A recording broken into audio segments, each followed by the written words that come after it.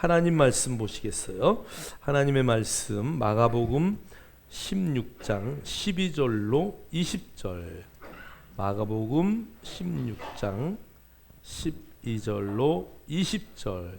우리 다 같이 한 목소리로 읽겠습니다.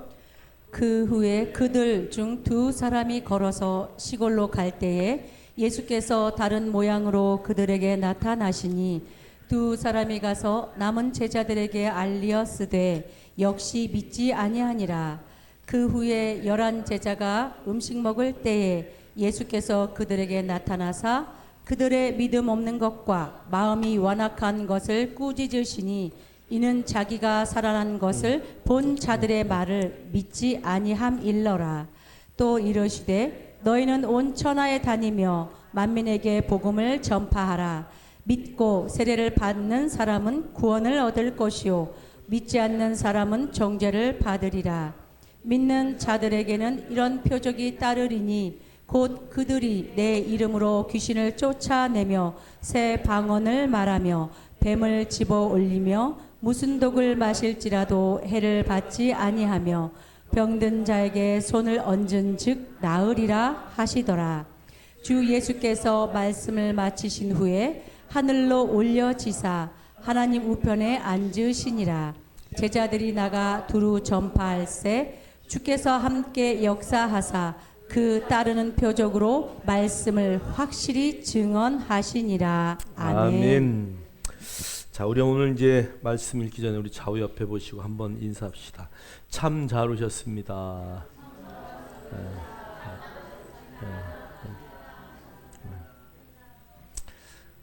더운 여름인데 우리가 건강을 잘 유의하시기를 주의 이름으로 축복합니다.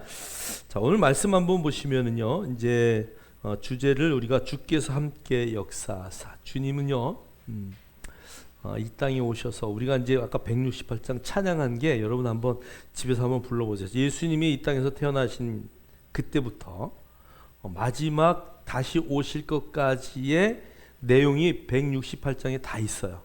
저는 사실 그 168장을 부를 때마다 늘 참 은혜가 넘쳐요. 예수 그리스도께서 이 땅에 이렇게 오셔서 정말 마지막에 5절에 보면은요, 주님이 우리를 영접하러 오신대요. 할렐루야. 별로 반갑지 않은가 봐. 우리가 주님을 영접하잖아요, 이 땅에서. 그러면 주님이 마지막 때 우리를 영접하러 오셔요. 할렐루야. 그분이 우리를 맞이하러 직접 오신다는 얘기예요. 그래서 여러분 그 부활이라는 그 그림에 보면 그 천사들과 함께 주님이 구름을 타고 쫙 오시는 장면이 있어요. 그 가운데 예수 그리스도가 계셔요. 우리 마지막 이 땅에 죽은 자들이 이제 부활하거나 또 살아있는 사람이 공중 들림을 받을 때 예수님이 그들을 맞이하기 위해서 이 땅에 오시는 거죠. 그래서 여러분 주님은 이제 이 땅에 계시지 않아요. 여러분 지금도 주님이 만약에 살아계신다면 주님은 그 당시에 예수님이 이 땅에 오셨을 땐 뭘 가지고 계셨어요? 육신의 몸을, 우리랑 똑같은 몸을 가지고 계셨기 때문에 아마 한국 땅에는 올 기회가 없었을 거예요, 아마. 그죠? 주님이 예루살렘 그곳에 밖에 계실 수가 없어요. 아마 한국 땅까지 걸어오시려면 굉장히 오래 걸리겠죠. 그런데 예수님이 승천하시면서 제자들에게 뭘 보내셔요? 성령을 보내셔. 그래서 다락방에서 떠나지 말고 너희들 기도하라. 그래서 우리가 성령을 받아요. 자, 이 성령은 모든 사람에게 다 허락하시는 거죠. 예수의 영이 모든 사람에게 영이기 때문에 다 임하셔요. 그래서 각 사람에게 임해요. 그날 그 하늘에 불의 혀같이 임하는 성령이요, 그냥 누구 한 사람에게 임한 게 아니에요. 그냥 공동체에만 임한 게 아니라 성경을 보면 각 사람에게 임했다. 할렐루야. 그래서 저와 여러분이 성령님과 동행하고 계시는 것을 늘 인식하시기를 주의 이름으로 축복합니다. 그래서 우리가 갈 때마다 주님이 함께 역사하시는 그 놀라운 은혜를 늘 맛보시기를 주의 이름으로 축원합니다. 자, 오늘 첫 번째, 예수님이요 믿음이 없는 것과 마음이 완악한 것을 꾸짖으셔요. 믿음이 없다라는 말을 할 때 여러분, 우리 안에는 이미 믿음이 있어요, 없어요? 예수를 믿는 순간 우리 안에 구원받을 만한 믿음이 이미 들어와 있어요. 그런데 성경에 오늘 요 마가복음 16장에 보면 믿음이 없다 그래. 되게 많은 곳에는요 믿음이 작은 믿음이 작다라고 표현하시거든요. 근데 여기는 믿음이 없다 그래요. 그래서 한번 원어를 한번 잠깐 볼까요? 원어. 믿음이 없는 것. 여기 보니까 믿음이 없음, 불신앙이에요. 그러니까 이 사람은 구원 받은 사람이야, 안 받은 사람이요? 안 받은 사람이에요. 자, 그런데 우리가 믿음이라는 단어를 잘 생각해야 돼요. 여러분, 그래서 우리가 성경을 읽을 때마다 제가 늘 이야기하지만 언문지역철, 여러분 이거 절대 잊으면 안 돼요. 성경을 읽으면서 첫 번째는 성경을 해석할 때 뭐 이건 장로교뿐이 아니라 감리교나 모든 교단이 다 마찬가지예요. 첫 번째는 언어예요. 언어. 어떤 언어로 쓰여져 있냐, 시브리어냐 헬라어냐, 이것을 번역을 한국어로는 어떻게 했냐, 이 언어가 굉장히 중요하죠. 두 번째는요, 문학이에요. 문학. 성경을요, 하나님이 하늘의 글로 쓴 게 아니라 사람의 글로 썼어요. 시브리의 그 문학이 다 거기에 문화와 생활이 다 풍습이 젖어 있어요. 그냥 쓴 게 아니란 말이죠. 그러니까 시브리인들이요, 여러분 보세요. 형사치수제라는 게 나와요. 오늘 아침에 제가 룻기를 읽다가 말씀을 못 올렸는데, 여기 이제 형제가 자녀가 없이 죽어요. 그러면 이 자녀가 없기 때문에 큰 형이 얼려 들어가요. 큰 형의 부인에게 동생이 들어간단 말이에요. 동생이, 아니 형수하고 같이 잔다니까? 별로 감각이 없나 봐. 우리 형이 아들을 못 낳고 만약에 돌아가셨다 그러면은 제가 형수하고 잠을 자야 돼. 이게 법이라니까. 그거 안 지키면 하나님이 죽이는 거예요. 그거를 안 지키고 설정했다가 죽잖아요. 유다의 둘째 아들이. 읽으셨죠? 자, 그러니까 이 문학이라는 건 굉장히 그들의 문화 속에 모든 시의 언어 이런 것들이 다 담겨 있어요. 자, 그 다음에 세 번째 지역이에요. 지역. 네 번째 역사예요. 다섯 번째 철학이에요. 철학. 언문, 지역, 철. 자, 그럼 보세요. 여러분, 동풍이 분다 그러면은 이스라엘에서 동풍이 분다 하면 어떤 바람이에요? 이스라엘 지도는요. 네, 이스라엘 지도는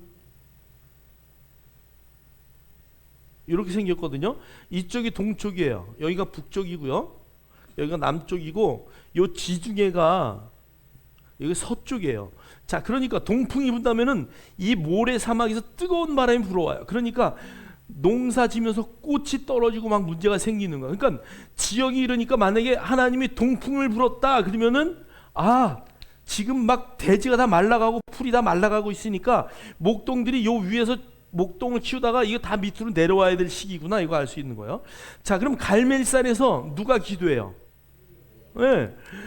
엘리야가 갈멜산에서 기도해요. 근데 손바닥만한 구름을 보고 내려가자 그래요. 그러면 서쪽에 구름이 보였다라는 건 무슨 의미예요? 비가 온다는 의미고요. 서쪽에서 서풍이 불어올 때는 비를 동반하겠구나, 이런 것들을 지형이 이런 지형이기 때문에 우리는 알 수 있다는 얘기죠. 그래서 여러분, 이 지형은 굉장히 중요해요. 성경을 읽을 때마다 여러분들이 지도를 가능하면 옆에 놓고 이게 어디야 도대체? 예루살렘이 어디야? 내려갔다 그랬는데 예루살렘에서 정말 내려간 건가? 올라간 건가? 우리 서울을 중심으로 저 위에 평양에서 서울을 올라간다 그래요? 내려간다 그래요? 내려가는 게 원칙이죠. 근데 뭐라 그래요? 올라간다 그러죠. 한양에 올라간다 그러잖아요. 그러니까 이게 예루살렘을 중심으로 모든 지역이 다 올라간다, 이런 표현을 쓴단 말이에요. 우리 성경으로는.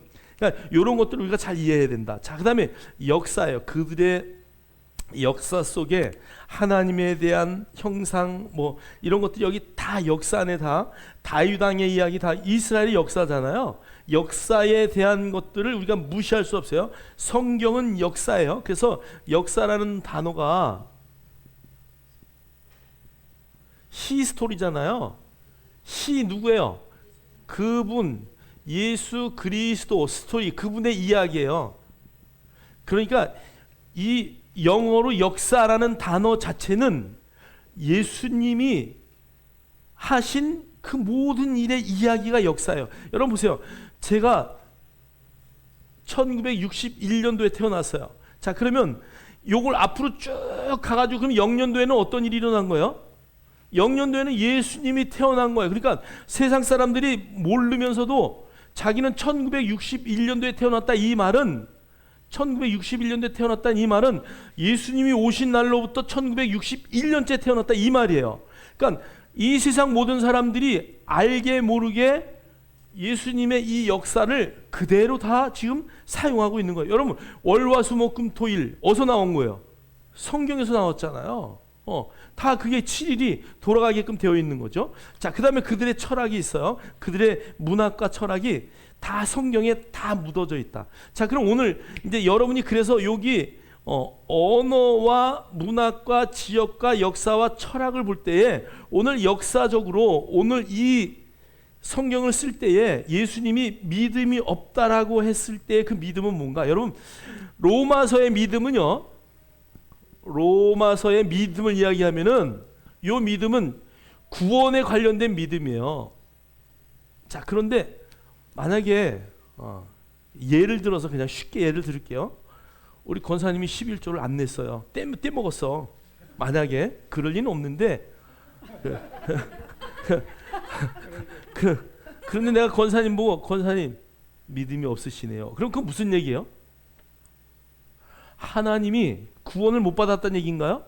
그게 아니죠. 하나님이 심으면 주실 것이라는 믿음이 없어서 11조를 못 내셨군요. 그 얘기잖아요. 그죠? 오늘 여기에 믿음이 없다라는 것이 믿음이 없으니까 오늘 이 제자들이 믿음이 없어서 구원을 못 받았다 이 얘기가 아니고 그 예수 그리스도께서 부활하신 것을 예수님이 다 얘기했지만 그거 못 믿는다 이거예요. 예수님이 얘기한 거 다 믿겠는데 나는 그분을 믿기 때문에 구원은 받았는데 그분이 부활했다는 거 나는 못 믿겠다. 지금 이 얘기하는 거예요. 믿음이 있고 없고가 아니란 얘기. 무슨 말인지 아세요? 구원받을 만한 믿음이 있냐 없냐 이 믿음을 말하는 게 아니라 오늘 이 시간적으로 이걸 펼쳐봤을 때 그 안에 어떤 믿음이 예수님이 부활한 걸 믿을 수 없는 그 믿음. 자, 그럼 우리가 만약에 로마서하고 항상 부딪히는 게 뭐예요? 야고보서예요. 야고보서는 행함이 없는 믿음을 이야기해요. 여기에 행함이 없는 믿음을 이야기할 때 행함에 대한 믿음을 이야기하는 거 요것은 뭘 말하냐면 성품을 말하는 거예요. 예수 그리스도를 믿는 자들의 성품은 믿으면 뭐 해야 돼요? 행동해야 되잖아요. 근데 그거 안 하니까 야 너희들 행함이 없는 믿음은 죽은 믿음이야 라고 말하는 이유가 거기에 있는 거죠. 무슨 말인지 이해가 되시죠? 그러니까 여러분이 성경을 읽으면서도 잊지 마세요. 언문지역철 시작 10번만 시작.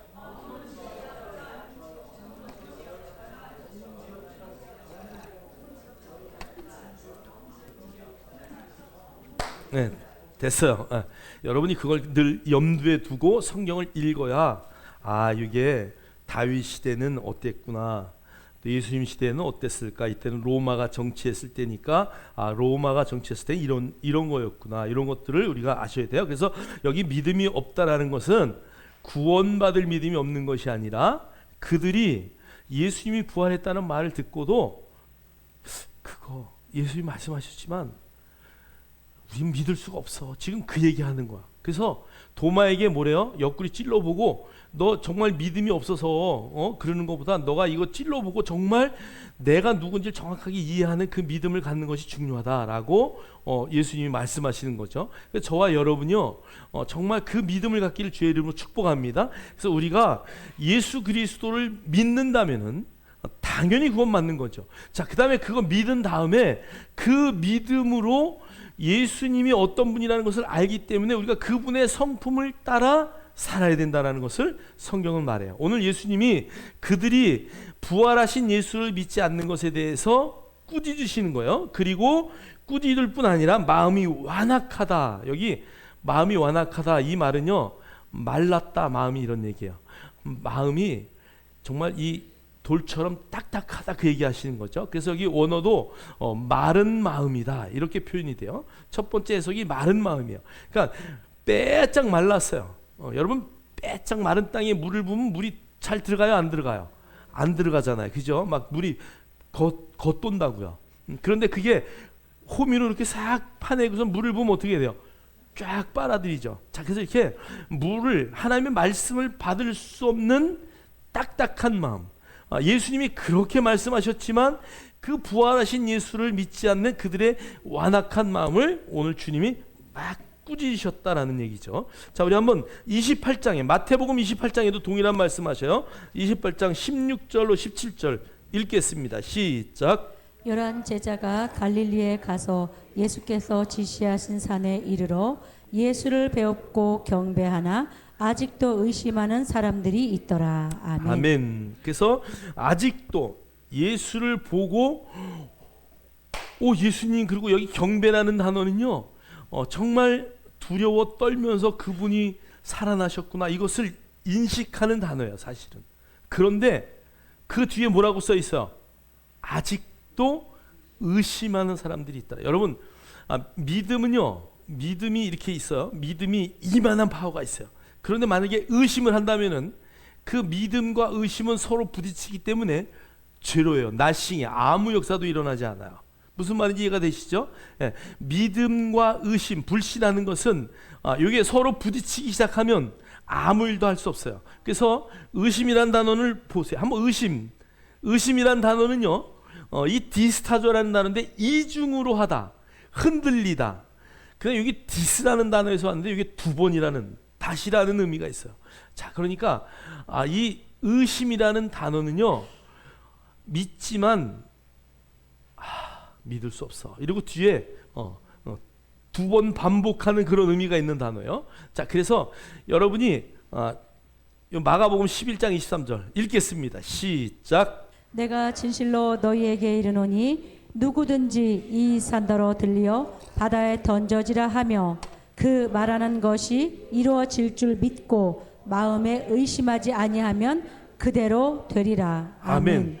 이 산이 바다에 던져지리라고 아주 믿음으로 명령했어요. 그리고 그게 될까? 될 수 있을까? 그렇게 하면은 뭐 하는 거야? 이 마음에서 의심하는 거잖아요. 그러니까 그대로 될 일이 없어요. 그러니까 여러분, 우리가 입술에 말하는 것은 항상 믿고 말하는 거예요. 여러분 한번 보세요. 믿지 않는 것은 잘 말하지 않아요. 내가 그걸 또 그런데 사람은요, 이 내가 믿고 싶은 것만 믿어. 그죠? 그런 말만 받아들여요. 뭐 정치적 얘기하고 싶진 않은데, 아니 한 사건을 놓고 국민의힘과 여기 어디죠? 더불어민주당하고 바라보는 시각이 완전히 다르잖아요. 그죠? 아니 저는 그거 볼 때마다 어떻게 달라도 저렇게 다를까? 한 사건, 동일한 사건인데 그것을 보는 시각이 완전히 달라요. 그렇기 때문에 늘 문제가 있는 거죠. 여러분, 한 사건을 놓고 우리가 어떤 믿음의 말을 했을 때는 그것이 그대로 될 것을 정말 믿는 하나의 마음이 필요하다. 할렐루야. 그래서 여러분 절대 의심하지 마세요. 정말 하나님의 말씀에 있는 것들을 여러분이 믿음으로 선포했다면 그대로 될 것을 확신하고 믿음으로 이야기하고 믿음으로 행동해야 돼요. 그래서 여러분, 그 아프리카에 기후제 드린 얘기 드렸죠. 막 목사님이 아프리카에 교회가 있어요. 그 교회에서 비가 하도 안 오니까 저쪽 식인종들은 기후제를 드리고 목사님과 성도들은 기도했어요. 내일은 비가 오게 해주세요. 내일은 비가 오주세요. 그리고 막 기도했어요. 내일은 비가 오게 해달라고 막 기도했어요. 그리고 그 다음날 다시 그 기도의 장소에 모이는데 다들 맨손으로 온 거야. 근데 조그만 요 아이가 우산 하나 들고 온 거야. 우산 하나. 비가 오게 해달라고 기도해놓고 그럼 뭘 준비해야 돼? 우산 준비해야지. 근데 다 어른들이 다 기도했어. 그런데 아이 하나만 우산 준비해가지고 왔다니까. 그러니까 비가 오겠어 안 오겠어? 그러니까 여러분, 우리가 이 말과 행동, 정말 믿음으로 말을 한 것을 우리가 얼마나 많이 의심하는지 몰라요. 그래서 저와 여러분이 정말 의심하지 않고 믿을 수 있는 그 놀라운 믿음이 우리 안에 있기를 주님의 이름으로 축복합니다. 하나님이 가장 기뻐하시는 것은요, 믿음이에요. 우리 히브리서 11장 6절 읽겠습니다. 시작. 믿음이 없이는 하나님을 기쁘시게 하지 못하나니 하나님께 나아가는 자는 반드시 그가 계신 것과 또한 그가 자기를 찾는 자들에게 상 주시는 이심을 믿어야 할지니라. 아멘. 그래서 믿음이 없이는 하나님 기쁘게 할 수 없다. 우리가 구원받는 것도 믿음으로 구원받고, 그다음에 우리가 모든 행동하는 것도 믿음으로 되는 거예요. 성경을 보면 이 세상 모든 것이 믿음으로 창조되었다 그래요. 하나님이 있어라라고 하니까 그냥 다 있어지는 거죠. 그래서 여러분이 정말 믿음은 우리 그리스도인들, 특히 하나님을 믿는 자들에게 가장 큰 상급이다. 그래서 여러분들이 어떤 경우에라도 믿음을 발휘할 수 있는 은혜의 역사들이 있길 주의 이름으로 축복합니다. 여러분, 믿음은 보고 믿는 것이 아니에요. 보이지 않는 것을 믿음으로 발휘하는 거, 이게 진짜 믿음이에요. 또 더 깊이 들어가면 하나님의 약속의 말씀을 믿고 그대로 사는 것, 그것이 믿음이에요. 다니엘이 이제 나이가 먹었어요. 그 다니엘이 앉아서 기도하다가 하나님의 말씀을 읽어요. 뭐를 읽었냐면 성경에 보니까 에레미야서를 읽어요. 에레미야서를 읽다가 보니까 70년 기한이 차면 이 민족이 다시 가나안 땅으로 돌아갈 수 있겠구나. 그것을 성경을 보고 발견했어요. 그리고 그 다니엘은 어떤 기도를 했을까요? 이제 70년이 차면 이 민족이 돌아가는데 그 돌아갈 때 어떻게 무엇을 준비해야 될까? 그것을 준비하는 거예요. 그래서 다니엘이 총리에 있으면서 고레스의 그 칙령이 발표되고 이스라엘 백성들이 돌아가는 그 모든 것들을 다니엘이 다 도와주는 거예요. 여러분, 그러니까 그것을 바라볼 수, 믿음으로 바라보는 자들은 늘 뭐하냐? 준비하는 거예요. 준비하는 거. 여러분들이 그렇게 준비하고 정말 하나님의 그 놀라운 영광을 위해서 쓰임받는 큰 믿음의 사람들 되길 주의 이름으로 축복합니다. 히브리서 11장은 특별히 믿음장인데요, 거기에 나오는 모든 믿음의 선진들 보세요. 아브라함이 100세에 어떻게 아들을 얻어요? 물론 남자는 얻을 수도 있다고 쳐. 근데 그 사라는 이미 경수가 다 끊어졌잖아요. 사라가 오죽하면 뒤에 숨어서 웃을까요? 그죠? 아니, 말도 안 되는 소리 하고 있어. 내가 어떻게? 그리고 호호호 하고 웃었어요. 천사가 네가 웃었지? 아니요, 안 웃었어요. 웃었지? 그래서 정말 그 웃음, 이 이름을 이삭을, 그래서 이삭이라고 이름을 해라. 그 이삭의 이름의 뜻이 뭐예요? 웃음이에요. 웃음. 자, 그러니까 여러분, 정말 그 믿음을 갖고 그 사건 이후에 하나님이 아들 주실 것을 믿음으로 아브라함은 또 고백해요. 그리고 100세에 아들을 낳잖아요. 아니, 그 난 아들을 또 바치래네. 네? 근데 아브라함이요, 사라에게도 묻지 않아요. 아무도 상의하지 않고 그 아들을 그냥 데리고 낙타에 싣고 두 종을 데리고 모리아산으로 올라가요. 종이 이렇게 물어봐요. 주인님, 아들도 묻지요. 다 있는데 재물은 어디 있어요? 종들도 아마 다 옆에서 물어. 야, 이상하다. 재물은, 아니, 양 한 마리 끌고 가야 되는 거 아니야? 우리 지금 주인이 정신이 좀 이상한가? 나이가 좀 들어가지고 지금 뭐 잊어먹었나? 재물을? 그런데 묵묵히 그 말에 하나님이 다 뭐 할 거라고요? 예비하셨다. 하나님이 다 준비하셨다. 하나님이 준비하실 것을 알았을까 몰랐을까요? 저는 성경 읽으면서도 아브라함이 하나님이 미리 준비하실 것을 알았을까? 응? 여러분, 시험 보는데 하나님이 시험 보는데 다 가르쳐주고 시험 봐요? 성경에 시험이라 그랬어요. 아브라함을 하나님이 시험한다 그래요. 자, 그러면 답을 가르쳐줬을까 안 가르쳐줬을까? 모르죠. 하나님이 모르는데 시험하시는 거죠. 그러니까 아브라함은요, 하나님이 주실지 안 주실지도 모르지만 하나님이 다 준비하셨다. 지금 실제로는 아들 잡으러 가는데 하나님이 다 준비하실 거야 라고 그의 입술의 믿음으로 고백해요. 그리고 하나님이 다 준비하셔요. 하나님이 어떤 하나님을 주셨다면 다시 주실, 만약에 이삭을 드렸다면 다시 주실 것을 믿었고, 만약에 이삭을 안 드리게 한다면 하나님이 준비하실 것을 다 믿고 갔다는 얘기예요. 그래서 아브라함은요, 엄청난 믿음의 소유자, 믿음의 조상이라고 우리가 말하는 거야.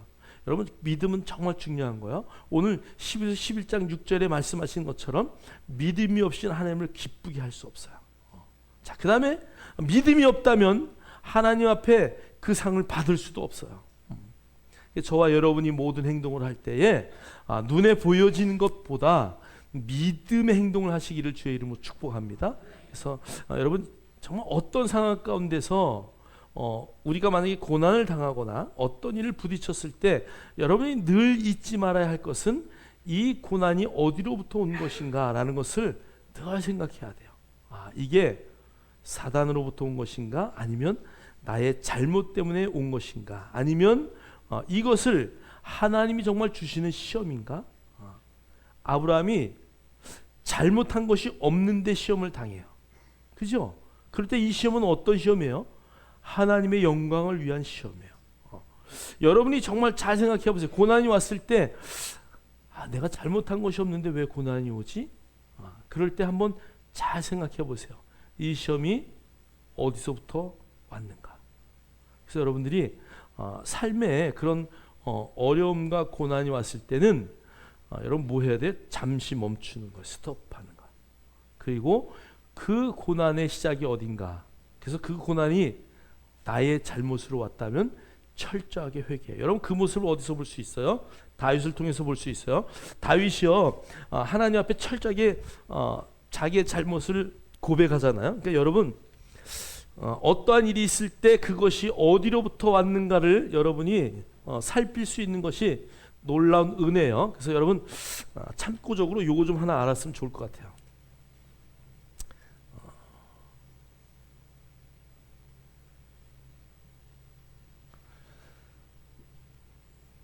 갑자기 생각이 안 나요.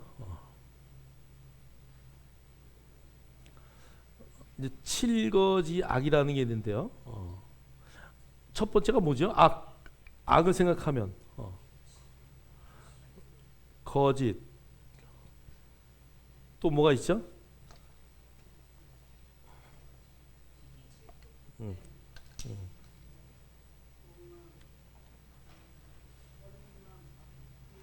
시기,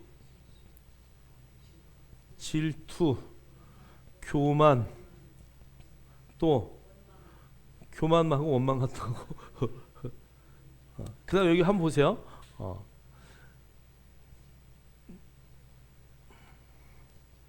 사람에게는 뭐가 있어요? 수면욕이 있죠. 그 다음에 식욕이 있죠. 그 다음에 또 뭐가 있어요? 물욕이 있죠. 그죠? 명예욕이 있죠. 그 다음에 또 뭐가 있어요? 성욕이 있어요. 그래서 이게 인간의 오욕이잖아요. 이게 다윗을 한번 보세요. 갑자기 이게 7가지가 생각이 안 나.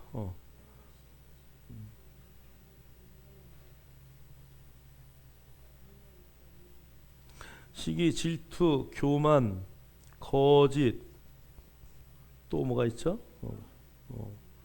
있어요. 자, 보세요. 다윗이 잘못할 때 보세요. 이 전쟁에 나가야 되는데 전쟁이 안 나가고 그 3층 그 위를 거닐잖아요. 그죠? 그러다가 밧세바가 목욕하는 걸 봐요. 그것을 딱 보면서 자기의 마음속에 요것을 뭐가 건드려요? 지금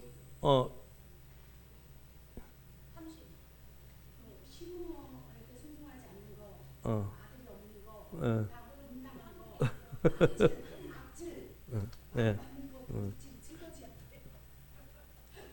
이제 생각이 났어요. 이제 생각이 났어요. 왜 이래? 교태, 질, 포, 거. 네. 자, 그러니까 이게 7거지 악인데요. 교만, 태만, 음란, 아집, 질투, 포악, 거짓. 자, 그러니까 전쟁에 나가야 되는데 전쟁이 안 나가고 있었던 건 교만이죠. 그죠? 자, 그러면 또 음란이 여기에 함께 이렇게 오는 거예요. 자, 그래서 첫째 아들 잊어버리면서 하나님 앞에 철저하게 회개하잖아요. 그죠? 그러니까 내가 나를 건드리는 게 있어요. 저는 이렇게 보면 이것 때문에 배가 나와. 이게 들어가지를 않아. 근데 솔직히 어떨 때 보면 남기는 음식이 아까워서 또 먹어요. 배가 부른데도 그거 하지 말라고 막 그러는데 잘 안 돼. 그게 어렸을 때부터 밥알 남기는 거 혼나가지고 이게 잘 안 돼. 그러니까 이게 나오면은 뭐예요 이거? 자기의 아집이겠죠. 뭐 이거 절대 내가 못 버려. 버린다 그래도 못 버리게 하고 막 쉬어도 먹어. 그러니까 여러분 보세요. 또 어떤 분들은 이 명예에 사로잡혀 가지고 여러분 명예에는 거의 교만하고 짝을 져요. 그래서 여러분들이 이 교태음화 질포고 그다음에 요 인간의 오욕을요 사단이 딱 건드리는 거예요. 거기서 스파크가 딱 일어나면은 일을 저지르는 거예요. 그냥 과감하게 행동한다니까요. 그래서 여러분들이 요 정말 내 안에 있는 이것들이 우리가 정말 그리스도 안에서 새 옷을 입으려면 이거 다 벗어야 되거든요. 근데 이것을 다 벗는 일이 쉬워요, 어려워요? 어렵단 말이에요. 그러니까 여러분들이 늘 기도하고 말씀 봐야 할 이유가 여기에 있는 거예요. 그래서 이것을 여러분들이 싹 벗어버려야 돼. 이런 것들을. 그다음에 여러분 이 인간의 이 5가지의 욕심은요 좋은 거예요. 어떻게 보면요 너무 좋은 거예요. 여러분 잠 안 자면 살 수 있나요? 안 되잖아요. 여러분 명예욕이 하나도 없다. 그런 사람은 없어요, 사실은. 그러니까 여러분들이 이것을 아름답게 잘 사용해야 된다는 얘기죠. 자, 그러면 이렇게 여기와 부딪히면 안 돼요. 그래서 여러분 사이야 오다 양충 온절 그 성령의 열매가 몇 개예요? 9가지의 사랑의 열매가 있어요. 그래서 여러분 우리의 그 식욕이 사랑과 겹쳐지면요 나눔의 역사가 나타나는 거예요. 그래서 이 성령의 9가지 열매와 합하여져야 돼요. 여기 인간의 7가지 가지고 있는 악을 여러분 완전히 버려야 돼. 그래서 여러분의 그 가지고 있는 5가지의 욕심이 성령의 9가지 열매와 맺혀질 수 있도록 여러분들이 늘 그걸 조종해야 돼. 자, 그러면 만약에 내가 어떤 문제가 생겼어요.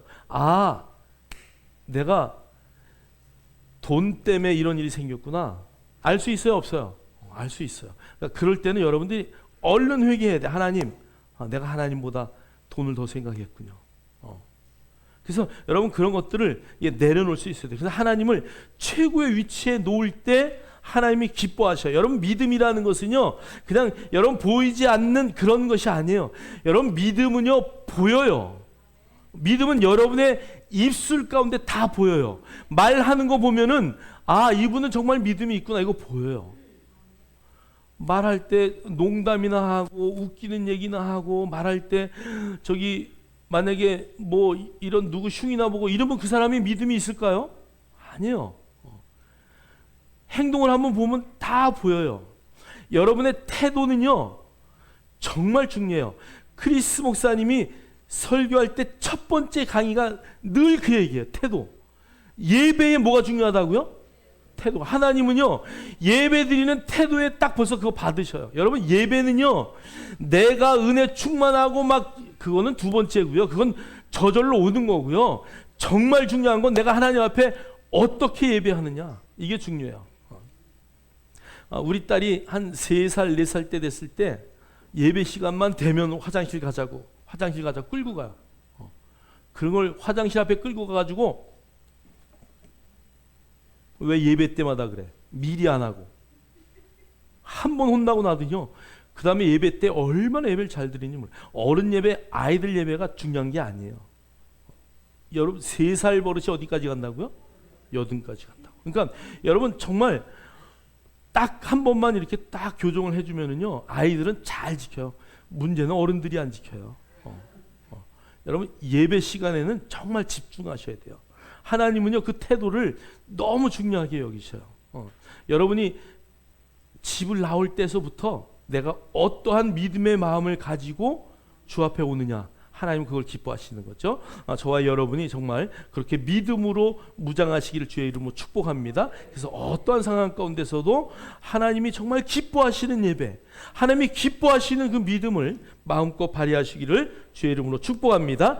자, 두 번째 주님의 오늘 마지막 명령이에요. 15절, 16절, 17절, 18절 읽겠습니다. 시작. 또 이르시되 너희는 온 천하에 다니며 만민에게 복음을 전파하라.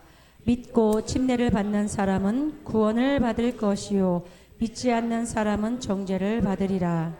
믿는 자들에게는 이런 표적이 따르리니 곧 그들이 내 이름으로 귀신을 쫓아내며 새 방언을 말하며 뱀을 집어올리며 무슨 독을 마실지라도 해를 받지 아니하며 병든 사람에게 손을 얹은즉 나으리라 하시더라. 아멘. 오늘 주님의 마지막 명령이요 15절에 시작하자마자 또 이르시되 너희는 온 천하에 다니며 만민에게 뭐하라고요? 복음을 전파하라. 그래서 마가복음의 그 마지막 주님의 명령은 만민에게 복음을 전파하는 거야. 자, 그러면서 그 복음을 전파하는 그리스도인을 통해서 일어날 일들이 오늘 17절부터 믿는 자들에게는 이런 표적이 따른다. 그러면서 내 이름으로 뭘 쫓아내요? 귀신을 쫓아내며. 여러분 정말 귀신은요 믿는 자가 가면 도망가게 되어 있어요. 제가 전도하면서 그 무당집을 한번 들어갔어요. 무당이 왜 오셨냐고 빨리 가시라고. 벌써 이미 알아봐요. 귀신들이 이미 알아본다니까. 그래서 여러분들이 그냥 쫄지 마세요. 또 그렇다고 점치러 가지 마시고 우리가 딱 가면은요 정말 무당들은요 다 알아요. 다 알아요. 그래서 여러분들이 가는 곳마다 정말 귀신이 이미 알아보고, 바울도 가는 곳마다 귀신이 이미 알아보고 당신은 하나님의 아들입니다 그러고 막 쫓아다니잖아요. 그래서 그냥 아무 소리 하지 말라고 입을 다물게 만들듯이. 왜요? 복음에 방해가 돼요 사실은. 그래서 여러분들이 정말 어떤 상황 가운데서도 정말 그런 악한 영들이 보이면 쫓아내기를 주의 이름으로 축복합니다. 자, 그다음에 새 방언을 말하며. 여러분 방언은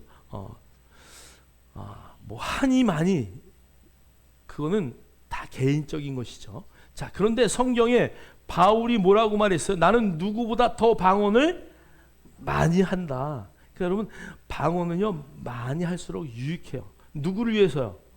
나를 위해서. 방언은 누구를 위한 거라고요? 나를 위한 거예요. 예언은 모든 교회 공동체를 위한 것이에요. 그래서 여러분들이 늘 방언으로 기도할 수 있길 주의 이름으로 축복합니다. 자, 예언은 교회를 위한 건데요. 예언은 이 예자가 어떤 예자예요? 맡길 예자예요. 그래서 앞날을 내다볼 예언, 이것은 성경에 몇 군데 나오지 않아요. 미리 예자가 아니고 성경의 예언은 맡을 예자다. 그래서 예자는 하나님의 말씀을 맡은 자예요. 점쟁이처럼 점칠 것이 아니라 하나님의 말씀을 맡은 자, 이것이 바로 예언의 놀라운 은혜를 가진 사람이에요. 그래서 여러분 권면도 뭘로 해요? 말씀으로 권면하는 거. 하나님이 지혜를 줘요. 저분은 뭐가 지금 필요하다. 그러면 물질에 대한 이야기면 물질에 대한 하나님의 말씀을 주셔서 그 말씀으로 권면하는 거예요. 자, 뱀을 집어 올리며. 여러분 뱀은 뭐예요? 사단이죠. 그러니까 그 숨어서 그런 역할을 하는 사단들을 집어낼 수 있는 은혜를 주시는 거예요. 자, 그다음에 무슨 독을 마실지라도 해를 받지 아니하며. 그러니까 어떠한 독이라 할지라도, 그것을 잘못 마셨다 할지라도 하나님이 그것을 피할 길을 주셔요. 자, 그다음에 병든 사람에게 손을 얹으면 나으리라. 할렐루야. 여러분 특별히 여러분들이 손을 얹어 기도할 때에 많은 치유의 역사가 나타나는 것을 확신합니다. 그래서 여러분 믿음으로 그냥 손 얹는 거예요. 그냥 뭐 쭈삣쭈삣 하지 마시고 아픈 사람 있으면 손 얹고 기도해 주시는 거야. 고치는 건 누가 고쳐요? 하나님이 고치셔요. 내가 고치는 게 아니에요. 하나님이 고치셔요. 그래서 우리가 늘 항상 하나님이 하셨습니다. 그것을 입술에 달기를 주의 이름으로 축복합니다. 자, 그래서 오늘 마가복음에서는 마지막 주님의 명령은 온 천하에 만민에게 복음을 전파하라. 자, 마태복음 28장 18절로 20절 보시겠습니다. 시작. 예수께서 나와 말씀하여 이르시되 하늘과 땅의 모든 권세를 내게 주셨으니 그러므로 너희는 가서 모든 민족을 제자로 삼아 아버지와 아들과 성령의 이름으로 침례를 베풀고 내가 너희에게 분부한 모든 것을 가르쳐 지키게 하라. 볼지어다 내가 세상 끝날까지 너희와 항상 함께 있으리라 하시니라. 아멘. 아멘. 여기 보니까 하늘과 땅의 모든 권세를 내게 주셨으니, 여기 내게는 누구예요? 예수님이에요. 자, 예수님이 하늘과 땅의 모든 권세를 다 받으셨어요. 자, 그러므로 여기에 내가 다 가지고 있으니까 너희들 염려하지 말고 가. 예수님은 우리의 뭐가 된다고요? 목자장이 되시는 거야. 그러니까 우리가 염려하지 말고, 예수님이 우리 뒤에 계시니까 가라, 그 얘기하는 거야. 자, 그러므로 너희는 가서 모든 민족을 뭘 삼으라고요? 제자 삼아라. 그러니까 여러분, 교회가 내 성도 네 성도가 아니라 정말 뭐를 삼아야 되냐면 제자 삼아야 돼. 제자. 여러분이 제자가 돼야 될 줄 믿습니다. 여러분, 제자와 무리는 달라요. 제자는 주님의 명령을 그대로 이행하는 자들이에요. 무리는 환란이 오면 다 도망가요. 여러분, 제자는요, 학생이 아니에요. 이 제자는 그분의 모든 것을 닮은 사람이에요. 그래서 예수님이 12명의 제자를 삼으셨던 것처럼 오늘 그 12명의 제자를 통해서 너희는 가서 한 명의 믿는 사람 만들어라, 이 얘기가 아니에요. 너희는 가서 뭘 삼으라고요? 제자를 삼아라. 그러니까 내가 제자가 돼야 제자를 삼는 거야. 그래서 여러분, 제자는 뭐가 있어야 되냐? 가르침, 늘 가르침이 있어야 돼요. 누구로부터? 주님으로부터의 가르침이 있어야 돼요. 여러분, 늘 배우는 자세가 있어야 돼요. 그래서 여러분 좀 배우십시오. 그러면 저는 됐어요. 저는 이만하면 됩니다. 더 이상 알고 싶지도 않고. 여러분, 그건 절대 안 되는 거예요. 죽을 때까지 공부해야 돼요. 죽을 때까지. 목사님들이 왜 세미나 가는 줄 아세요? 세미나 가서 정말 새로운 말씀 하나라도 더 받고, 또 몰랐던 말씀을 다시 한번 되새겨서 성도들에게 가르쳐 주려고. 배워가지고 내가 가지고 있으면 뭐 하겠어요? 나만 가지고 있어요? 아니요. 여러분, 내가 배우면 그것을 다 성도들에게 가르치고 나눠야 되는 거야. 그게 제자죠. 여러분, 열심히 최선을 다해서 배우십시오. 그리고 열심히 최선을 다해서 가르치십시오. 저와 여러분이 그 자리에 서야 돼요. 이 옆 사람하고 한번 대화합시다. 제자가 됩시다.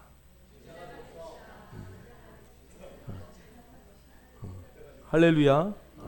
그래서 제자 삼고 제자가 되고, 제자 삼고 제자가 되어서 여러분이 마지막 때 하나님 앞에 갔을 때 정말 하나님의 놀라운 상급이 있을 것을 확신하는 저와 여러분 되기를 주의 이름으로 축복합니다.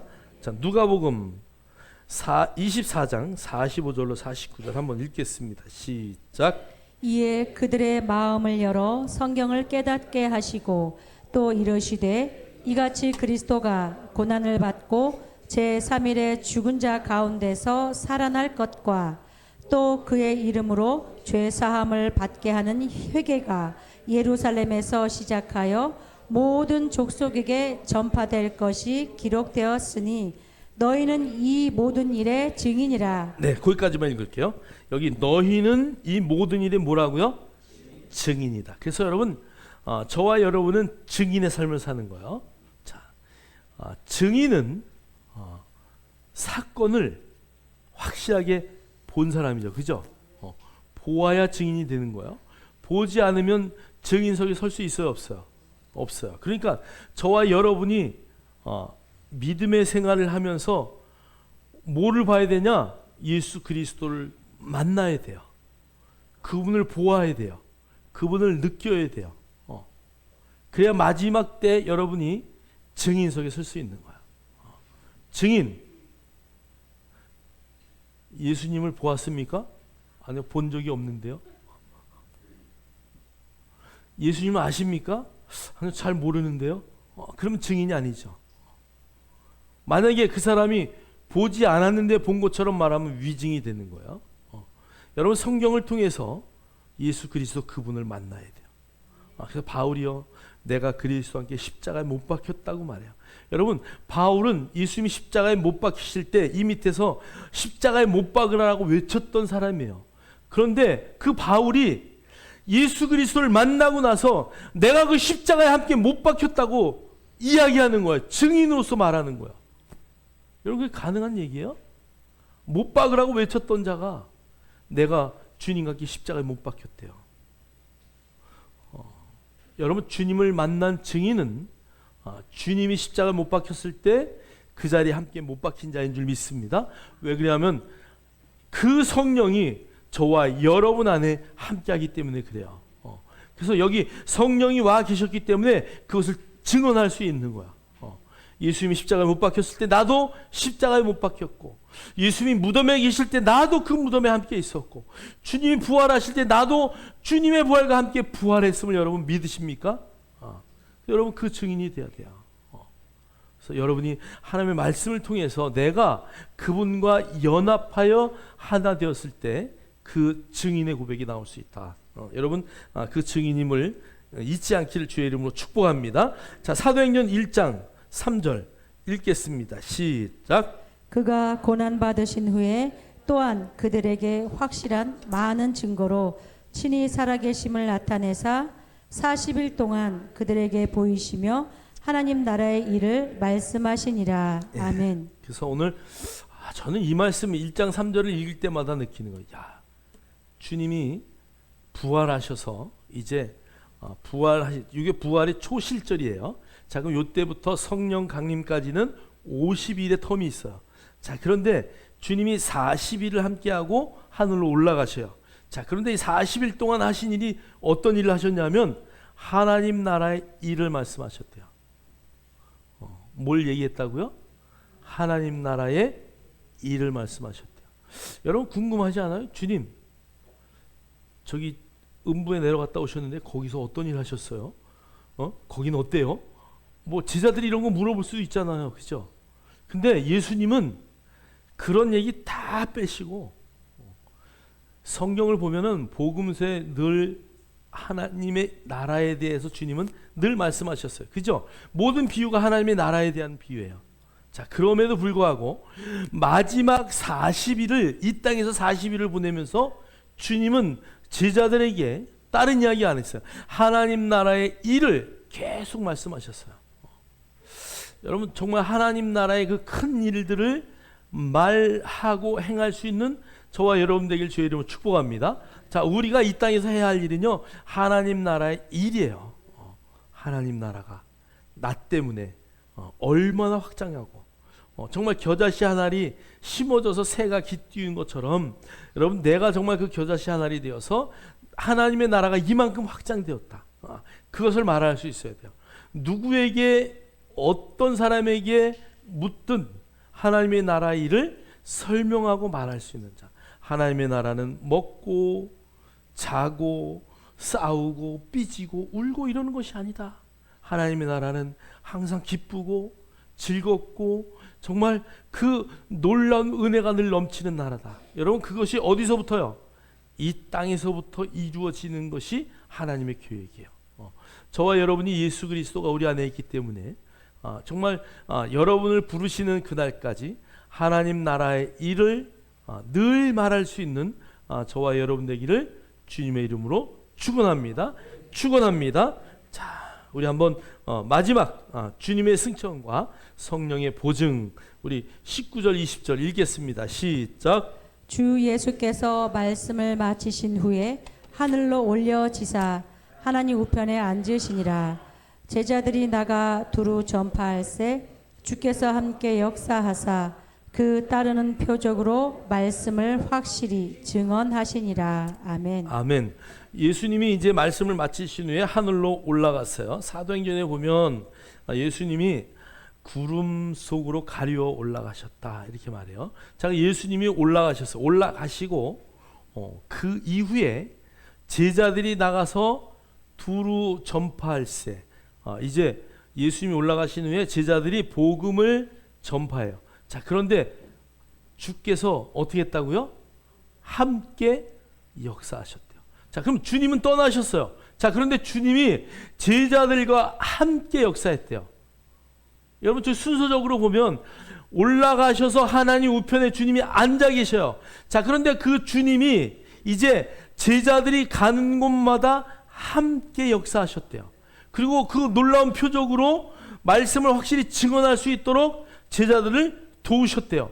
여기에 주님은 어떤 주님이에요? 성령 하나님이시죠. 할렐루야. 그래서 예수님은 하나님 우편에 앉아, 여기 지금 우리가 이제 성경에 하나님 우편이라고 이야기했지만 하나님의 우편과 좌편, 여러분 이스라엘 사람들도 그렇고 우리는 위정이 더 높은 직업이잖아요. 그죠? 높은 직책이잖아요. 그렇듯이 지금 하나님 우편으로 말씀하셨는데 하나님 우편이 아니라 사실은 하나님 안에 역사하시는 거예요. 하나님 안에. 하나님 우편이라는 표현은 정말 하나님의 가장 높은 곳에 주님이 앉으셨다 그런 얘기죠. 자, 그러니까 하나님과 예수 그리스도 그분은 한 분이시기 때문에 하나님 안에 역사하셔요. 저와 여러분이 예수 그리스도를 믿으면 우리는 어디 안에 있어요? 예수 안에 있어요. 예수님은 어디에 계셔요? 내 안에 계셔요. 그러면 예수님은 또 어디 안에 있어요? 하나님 안에 있어요. 자, 저와 여러분이요 그 자리에 함께 앉아 있는 거예요. 할렐루야. 여러분 그것을 볼 수 있어야 돼요. 아, 우리의 자리가 저 자리구나. 하나님 보좌 그 자리에 예수님이 앉아 계시고 그 예수님의 보좌 그 자리에 우리가 앉아 있다는 것을 여러분들 인식하셔야 돼요. 그걸 보실 수 있어야 돼요. 아, 우리가 그 자리에 함께 있구나. 우리가 가는 곳마다 성령님이 우리 안에 역사하심으로 이제 증언하실 뿐 아니라 하나님의 말씀으로 모든 표적을 일으키시는 줄 믿습니다. 자, 마태복음 28장 20절 읽겠습니다. 시작. 내가 너희에게 분부한 모든 것을 가르쳐 지키게 하라.